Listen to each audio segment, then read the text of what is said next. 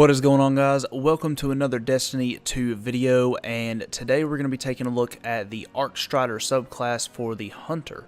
So if you guys are familiar with the Arc subclass from Destiny 1, you'll remember it was the Blade Dancer. Very powerful, very intimidating. You heard a Blade Dancer in the Crucible and you ran. You either ran or you were a good enough shot with a sniper rifle to take them out with one hit, but most of us ran. Not gonna lie. So they've made a few updates, and I'm making this video today to help you guys understand the Arcstrider and the way it works and how it's different than the Blade Dancer. So the Arcstrider subclass is a lot more acrobatic than the Blade Dancer is, or Blade Dancer was rather, and it's really pretty, but it's really deadly at the same time.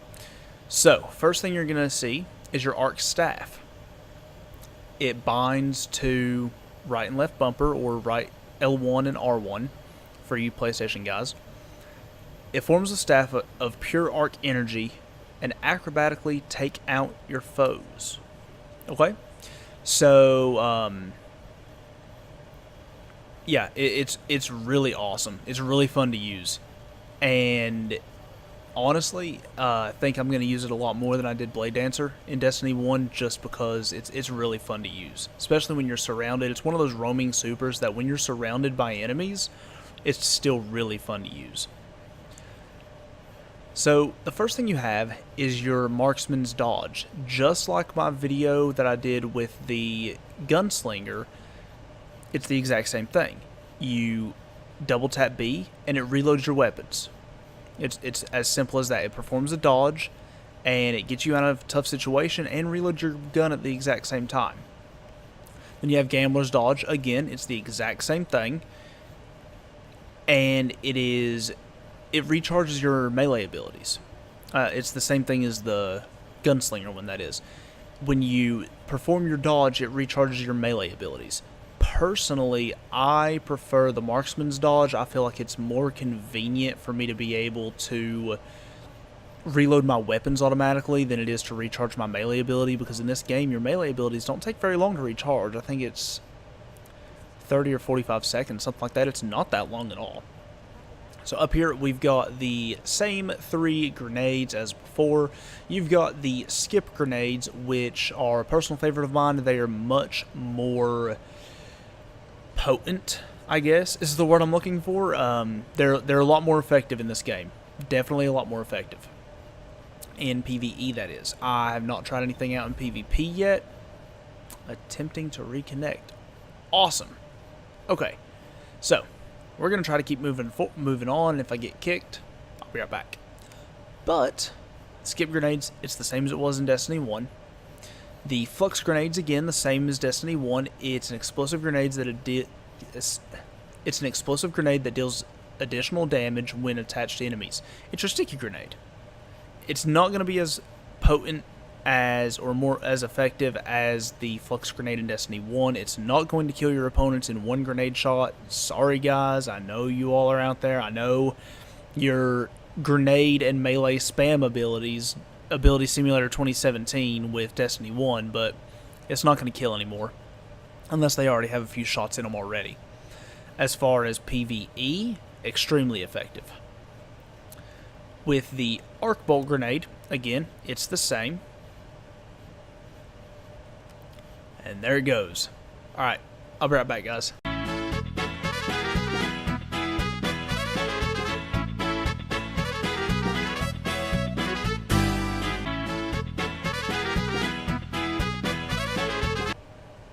And next we have the Arc Bolt Grenade. It is the exact same as it was in Destiny 1. It's really effective in PvE. I'm not sure about PvP. Again, I haven't really played PvP yet. But it's a grenade that chains bolts of lightning to nearby enemies. Sorry guys, I have the hiccups. So it's really effective. It's really fun. I still prefer the skip grenade though. I thought they would have weakened the skip grenade after Destiny 1, but apparently they felt like it's still a good grenade, so yeah. Down here we have your 3 jumps. You've got high jump, strafe jump, and triple jump.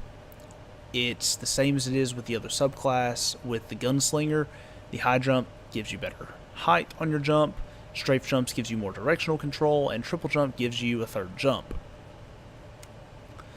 It depends on what you want to use for these. Personally, I prefer the triple jump because I feel like it's more maneuverable than any other jump, but it's completely up to you guys. So, just like all other subclasses in Destiny 2, you have 2 skill tree options.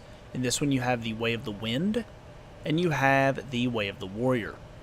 So, I haven't unlocked this last one yet, so I don't have any experience with it, but I'll give you an idea of what I think it does.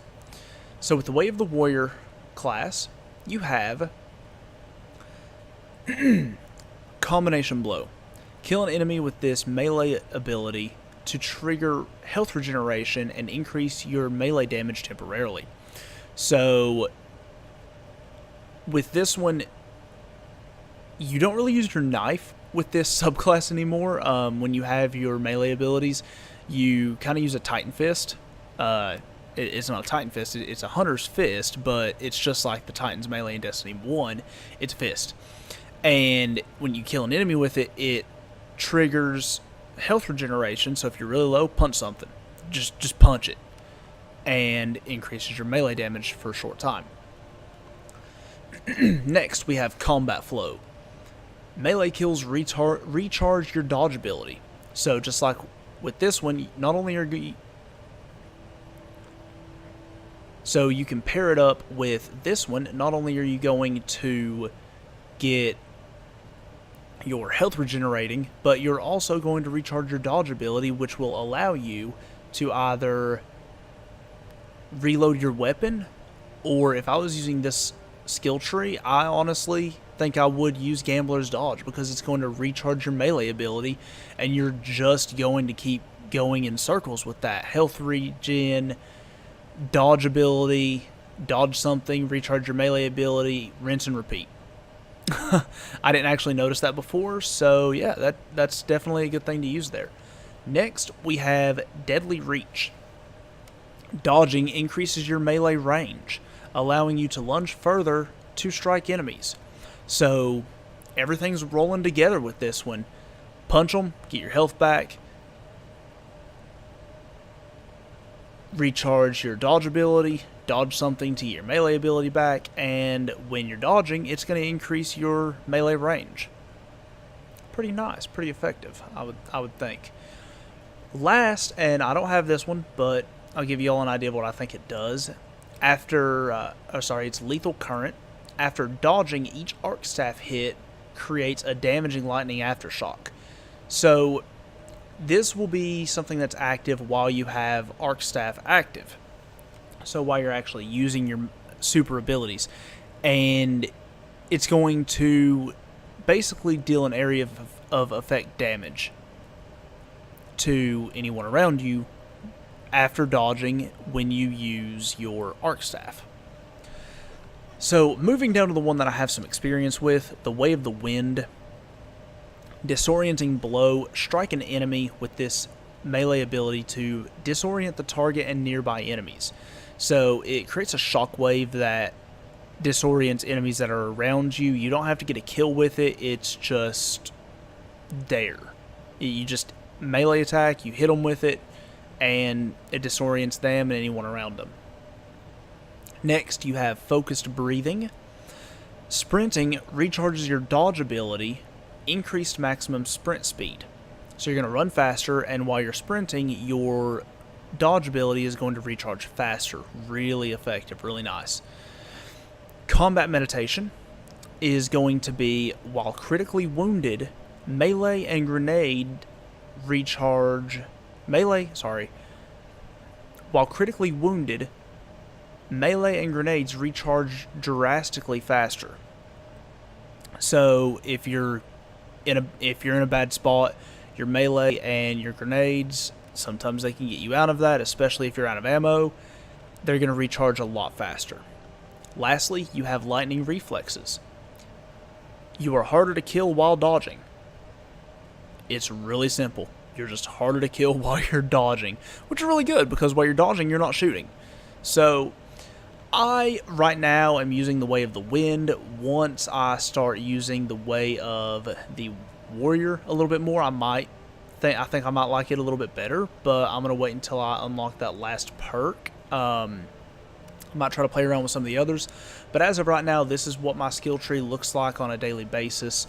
For PvE, again, I will do a video on my PvP loadout here soon, but I really hope this video helps you guys out, helps you understand the Arcstrider subclass. I know it's a little bit different than what we had in Destiny 1, but I don't really want the same thing for the next so many years, so I kind of like that they did this. I like how they switched it up.